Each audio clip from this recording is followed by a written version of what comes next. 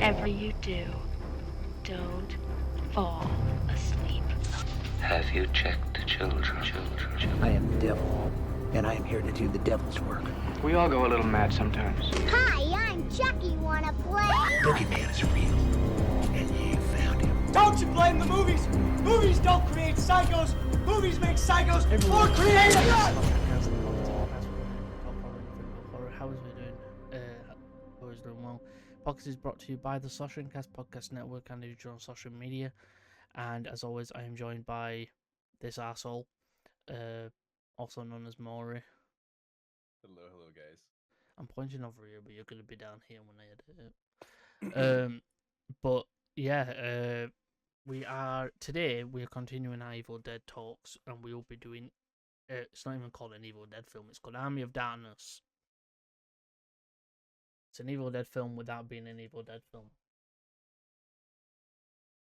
In my opinion, it's the Evil Dead film because it's the best one.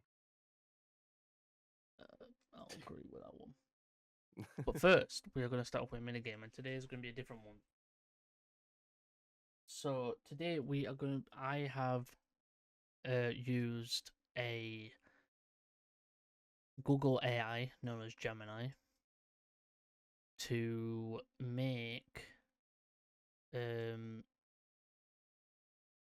basically make a bad description quiz. So basically, these are bad descriptions of horror movies, and Maury's gonna have to figure out what they are, basically. So, shall we begin? Of course. No cheating. No cheating? No cheating. The only thing I would ever cheat on is my diet. Wow. I don't have a diet, so.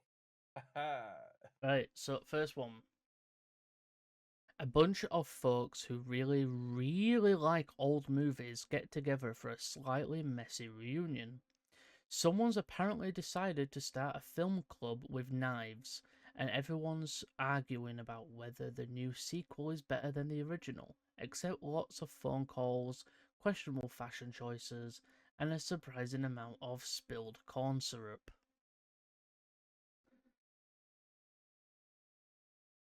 Scream 2. No. I know, I just had to throw it up there. It's just a sequel. I'm just like, there we go. I know it wasn't.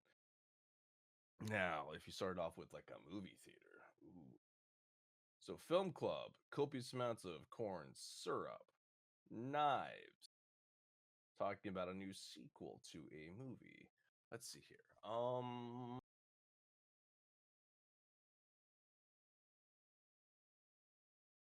other times have horror movie people got together for a sequel?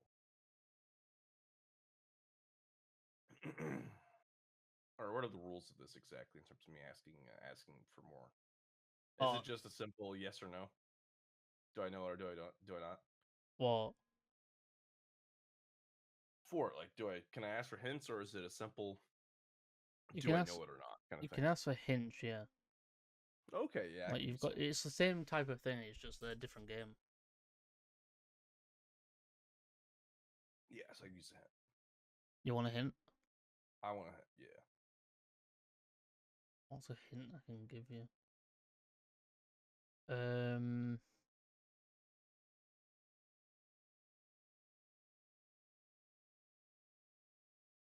This is the first movie in the franchise since the last one. This was the first movie in the franchise since the last one. Is that a hint or is that common sense? That's common sense, but it's also a hint. I get it's a hint because you're telling like which one it is, kind of thing. I just thought it was funny because. All right. So it is a franchise. Can you give me the description again? A bunch of folks who really, really like old movies get together for a slightly messy reunion. Someone's apparently decided to start a film club with knives, and everyone's arguing about whether the new sequel is better than the original. Expect lots of phone calls, questionable fashion choices, and a surprise amount of spilled corn syrup. Okay. For a franchise. This is not a Friday the 13th style, No, this is not Friday. franchise. Yeah, they don't do anything involving this. It's not Child's Play for obvious reasons.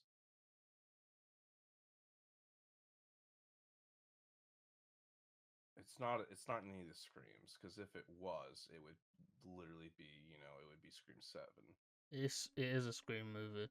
It is a Scream movie? God damn it. It can't be Scream 7. Scream 7's not even out yet. That's not out yet. Yeah, ignore me. I'm sick. It's Scream 6. No. I know. So hold up a second. So what was your hint again? Your hint again was this was the repeat the hint. This was the first movie Since since the the last last movie. film released. But which last film? Because what was the last movie before this one? To be Scream 5. It is Scream 5. Interesting. I completely misread that hint. That's why I said Scream. That's why I was like, it's Scream 6. Just saying Scream 7. Don't mind me. Right. Your next one. However, did you hear that? Oh wait, did we already talk about that? That Dewey's supposed to be Yeah. back as well? Yeah. We talked about that, and interesting. A therapeutic retreat south of the border takes a decidedly industrial turn. A participant seeking relief finds themselves enrolled in an intensive program of self-discovery involving intricate mechanical puzzles, except a lot of red, some questionable plumbing, and a profound revelation of one's pain tolerance. Someone's clearly got a complex about healthcare, and they're expressing it through elaborate, if somewhat messy, demonstrations.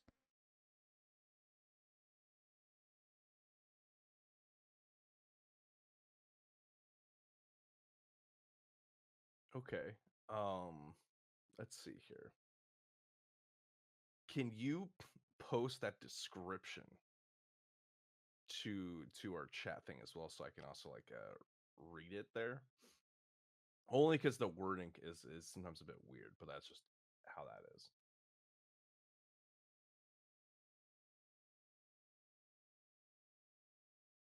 Therapeutic retreat south of the border takes a decidedly industrial turn. Participants seeking relief find themselves enrolled in an intensive program of self-discovery involving intricate mechanical puzzles about a lot of red, some questionable plumbing, and a profound revelation of one's pain tolerance. Clearly, someone get a complex about healthcare, and they're expressing through elaborate, if somewhat messy, demonstrations. So, I don't know why Cure for Wellness is what pops in my head, but that's not south of the border. That's decidedly what it's like in the mountains in Europe.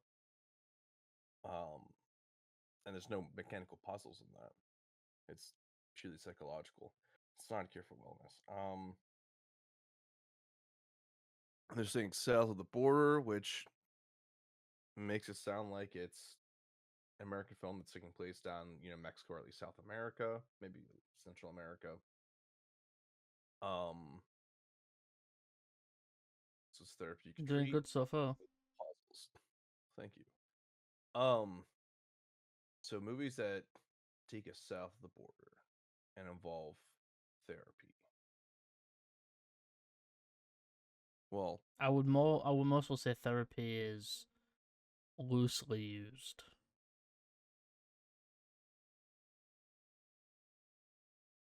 questionable plumbing is an important thing here, I think. Maybe. Yeah, and so that's what I'm thinking on my brain here. So plumbing. What movies have questionable plumbing? That's a lot of them, to be honest. But it's also not Evil Dead Rise, because Evil Dead Rise, I believe, takes place in California, right? Or is it New York? One of those. Anyways, it's not south of the border. There's not therapy, but there is plumbing. Even if it's, the dead out in the shower. Mommy's with the maggots now. It's a questionable plumbing. Is this? Shoot, I can see the a scene in my brain, but I can't think of the name. I don't think it's this one though.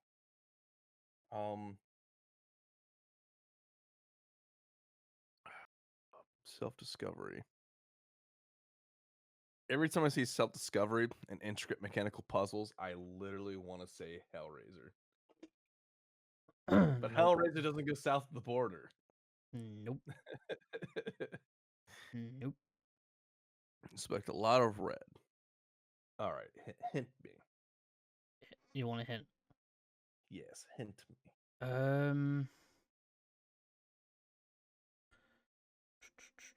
me think.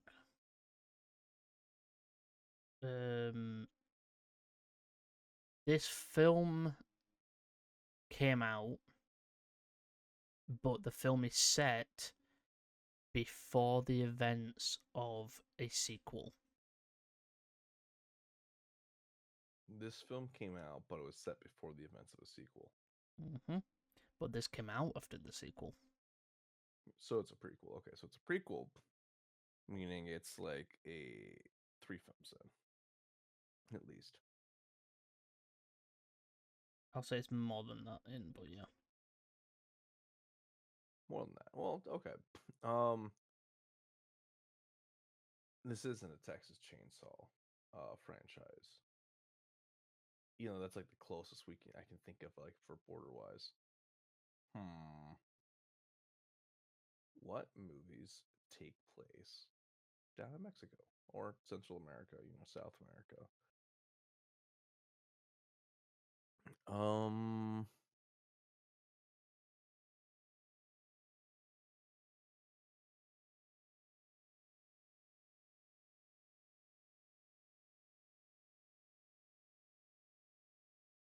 Oh yeah, I can't think of it. You serious? Either it's because I'm feverish right now or what, I can't think of it. Saw X. Oh yeah, I haven't seen that one. Wow, right. Wow. Okay. That would explain why it just doesn't click. Alright. Call yourself a horror fan. I just haven't watched the most recent last 2 Saw movies. I haven't seen since Jigsaw. I haven't watched Jigsaw You can and skip whatever else. Spiral. Yes, Jigsaw, Spiral, and then Saw X, right? Those are the last 3. Right. Final. So, next one. Okay. You ready? I am ready. A sudden change of plans leads to a cascade of unfortunate coincidences.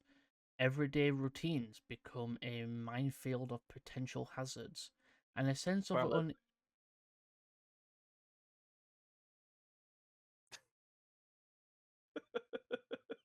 Didn't believe it. Didn't even have. Didn't even fucking let me continue reading. You can continue. I'll act surprised. You want me to? You want me to continue? Where were I? And a sense of unease hangs in the air. Expect a lot of close calls. A growing paranoia about a mundane and creepy feeling that fate has a very specific and very cruel sense of humor. Also, be careful around stairs, fans, and really anything at all. It's definitely It Follows. It's that one, right? No, you've already said your answer. I was trying to pretend I didn't see. I was acting dumb. You are And then dumb. I hate yeah, you. see, I was trying to be clever there. Next one. An individual with a unique sense of humor engages in a series of interactive demonstrations. Expect a strong emphasis on practical effects, a minimalist aesthetic, and a challenging exploration of personal boundaries.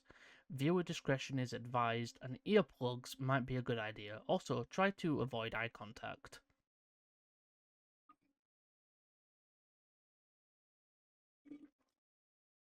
The Terrifier. I hate you. It is terrifying. I think Gemini's given me. I even asked for less obvious ones, and it's given me obvious ones. A period of extended outdoor recreation is punctuated by unforeseen and decisive productions in participant numbers. Expect a strong thematic focus on environmental hazards and a recurring motif of abrupt departures. Also, maintaining a low profile is advised.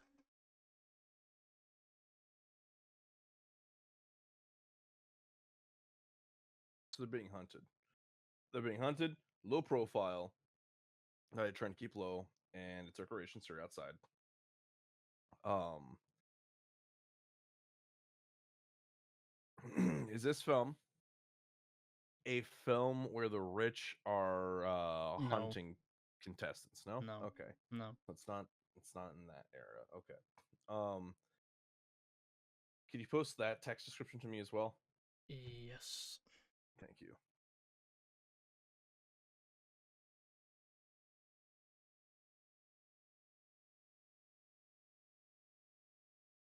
Outdoor recreation is punctuated by unforeseen and decisive reductions in participant numbers. So, okay, so basically, sudden deaths in the participants. Expected sudden strength and focus on environmental hazards and recurring motif of abrupt departures and low profile. So I would say one, you can tell that Gemini is a bit funny in how it does things because technically it feels like the motif of abrupt departure and Mm, reduction of participant numbers just seems like it's the same thing. Let's see. So it's funny. I think of Hunger Games, honestly. no. When this happens, I'm like, it's not. This is not a horror film, but abrupt departures with cannonballs shouting nothing gone. Um, Wrong Turn 2. No. Have you ever watched the Wrong Turn movies? Yeah. Okay, Been a while though. I think that one was my favorite one because that was like with the game show. Yeah, I like that one. Yeah. So outdoor recreation. Is this Friday the 13th? Yes. This is the very first one, or do I need to Yes. guess the exact one? The first Okay. it's the first one. Right. Next. A quiet, introspective film about the importance of community, sport, and fire safety. A misunderstood individual struggling with anxiety has a series of unfortunate encounters with some overly enthusiastic trick-or-treaters. The local residents, in a heartwarming display of civic engagement, decide to organize a neighborhood watch. But communication breakdowns lead to some misunderstandings. There's also a subplot about some really persistent home improvement issues that just won't go away. Could you post the description for me for that one as well? But also, is it trick or treat? No.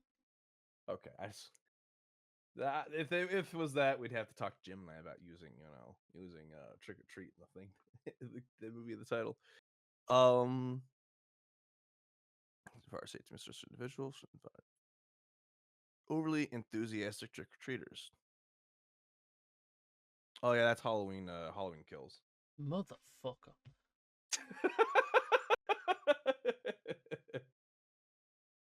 Right, the last one, but I'll probably do more using Gemini because I didn't think you'd get this quick. Thank you. A study in a workplace conflict resolution set against a backdrop of antiqued infrastructure. Our protagonist, an efficiency expert, attempts to streamline operations within a legacy business, but finds himself hampered by a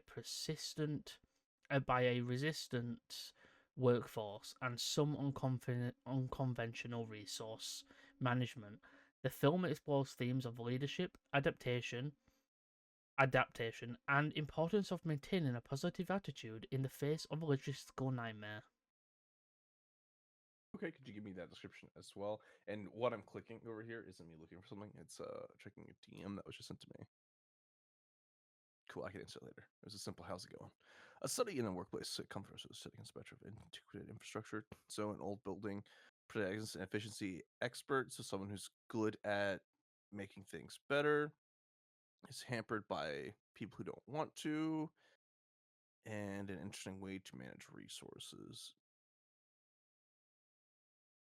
Ooh, so this one's a bit weird. An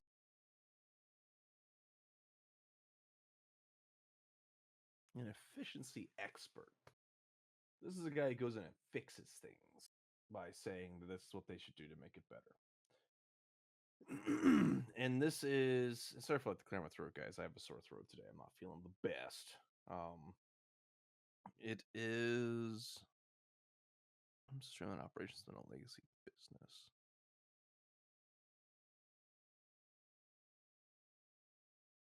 But people don't want to listen.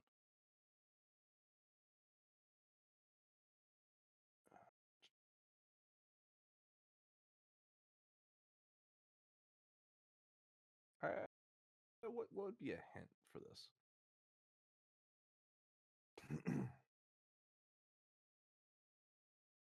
Hint would be we have talked about this movie. So we have talked about this movie. Okay.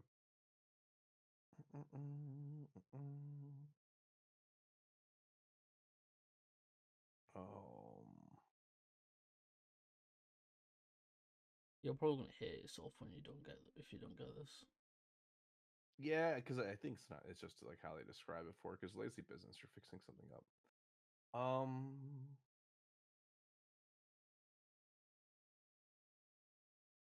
Resistant workforce. It's really old business. An old building.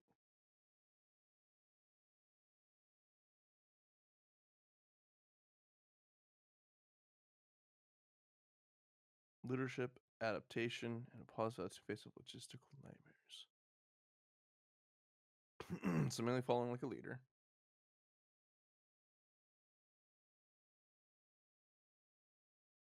Streamline operations.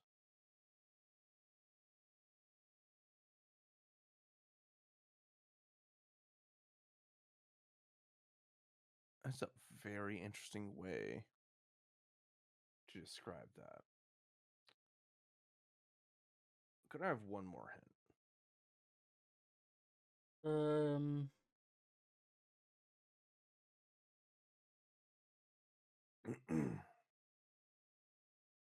What can I give you? Du- du- du- du- du- du.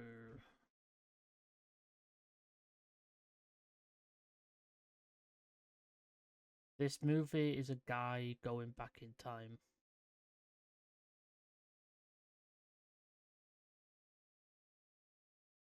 A guy going back in time, and we've covered this movie in our podcast. We haven't covered it, we've talked about it. Oh, we talked about it. Oh, okay. There's a difference. So it's going back in time.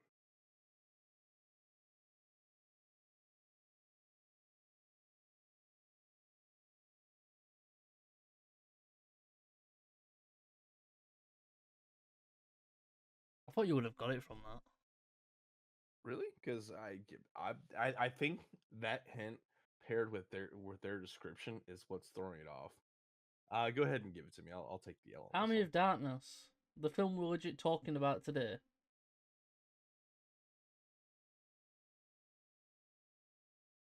I don't think I've ever thought of Ash as an efficiency expert. I don't know. That's probably what that says. You got all the ones on here right except one. Interesting. Okay, yeah, that. I don't know how I feel about Jim Knight's description of Army of Darkness.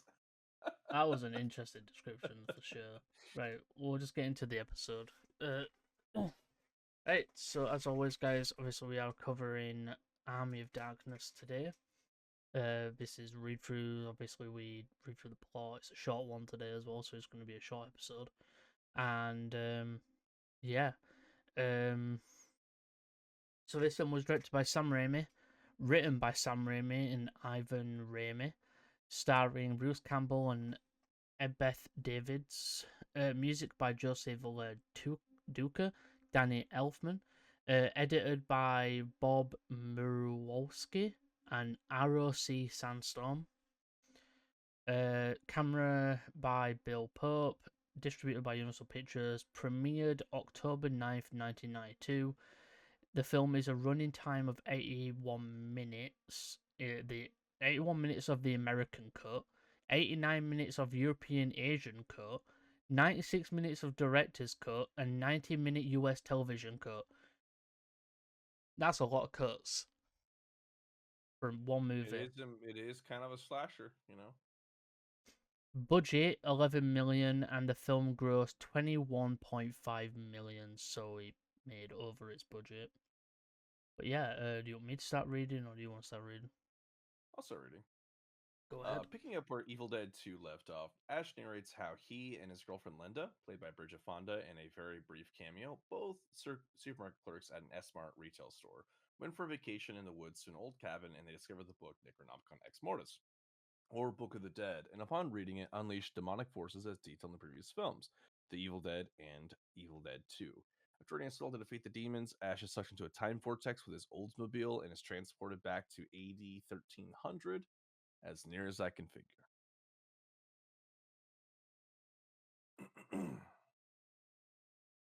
There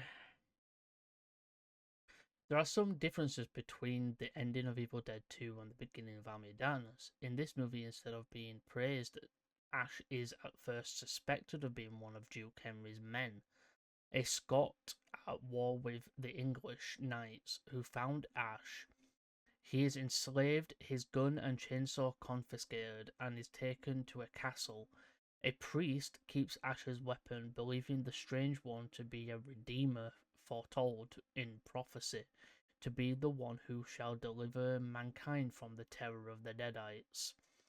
Ash is thrown into a pit where he fights off a Deadite, regains his weapons, and uses his boomstick, a Remington double-barreled sawn-off shotgun, to frighten the inhabitants of the kingdom into helping him return to his own time. The only way to return to his time and stop the Deadites, according to the priest who gave Ash back his weapons, is to retrieve the Necronomicon, which contains both spells. Ash is supposed to speak a mysterious phrase when he takes the Necronomicon. Claudio Verada Nicto, a night of the film The Day the Earth Stood Still. While preparing for this, Ash becomes romantically involved with the woman Sheila. You're getting really short ones here.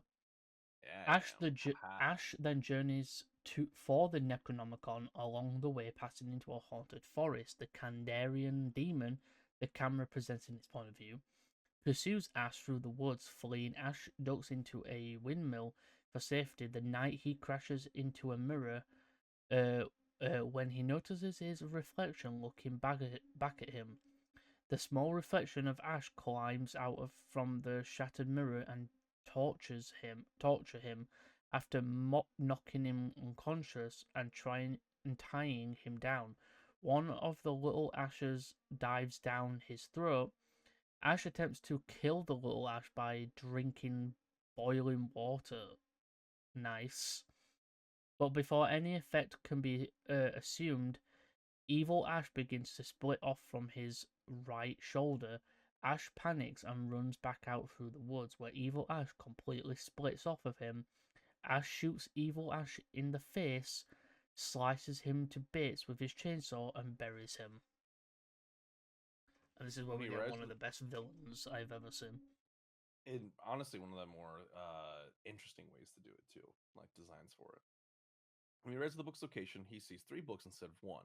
After a painful experience with the 2 fake books, the first one sucked him into the book and the second bit him, Ash finds the real one. He attempts to say the magic phrase, but realizes he forgot the end of it. Ash tries to trick the book by mumbling the missing word, but that re-releases the demons. He simply grabs the book and rushes back to the castle while the dead rise from their graves all around. During Ash's panic ride back, Evil Ash rises from his grave and unites the Deadites into the Army of Darkness. Dun, dun, I just like that. Forgets the ending of the phrase, just mumbles, thinking it's gonna work. It's gonna, yeah. No, that's not how it works, dude. Despite causing the predicament faced by the medieval humans, Ash initially demands to be returned to his own time. Sheila is captured by a flying Deadite, and Ash becomes determined to lead the humans against the skeletal Deadite army. Reluctantly, the people agree to join Ash, using scientific knowledge from textbooks in the trunk of his Oldsmobile. plus enlisting the help of Duke Henry, whom Ash saved after his conflict in the pit. Ash successfully leads the humans to defeat the Deadites and save Sheila. After this, he is brought back to his own time using a potion made from the book. The final scene begins with Ash back at the S-Mart store, telling a coworker all about his adventure back in time and how he could have been king. After this, the Deadite starts wreaking havoc on the store, and Ash defeats it. The film ends with Ash saying, "Hail to the king, baby," and kissing his fellow sales lady. I just always think, shop smart, shop S-Smart. Shop smart, shop S.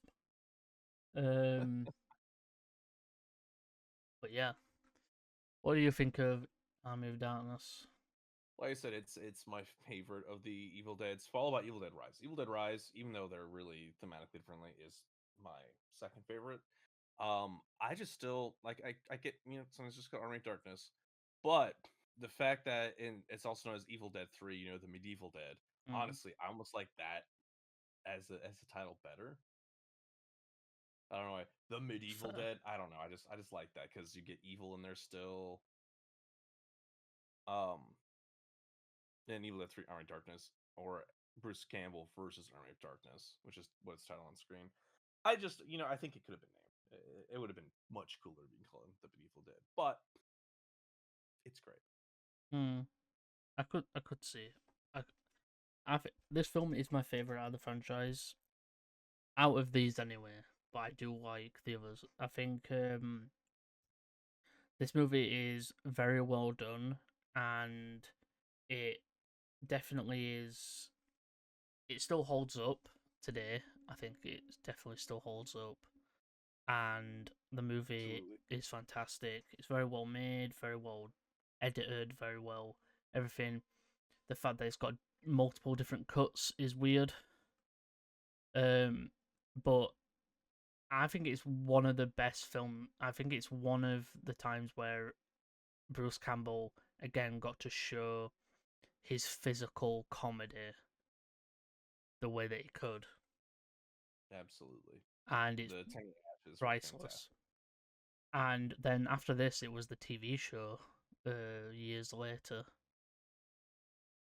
Such a good TV show as well. Yeah. I sometimes wish that they were able to do more, but I understand it's more like health issues, things like that. Yeah, I think Bruce has said that he can't do what he used to be able to. Yeah. So he's more. I think he said he's more into the voice acting side of things now. Which, to be fair, they could do a sequel to the show, but they could do it animated. Absolutely. I'd be down for an animated season and that, like basically just make it animated and bring all Not the only cast that, back. but they could do a typical kind of thing that they like to do with the Evil Dead, with Ash, is they can make it like somebody recanting the tales of what's happening after the fact, right? As if someone's like actually drawing up this comic and stuff to spread the news about, like the news about them. Yeah, I think it'd be neat. I think that'd be really cool if they did that. Like, I could think some like fourth wall break style things they could have been doing and stuff they could do with it as well. There's a lot of things that they could do with the animation side of things. Yeah. I'm trying to think what else.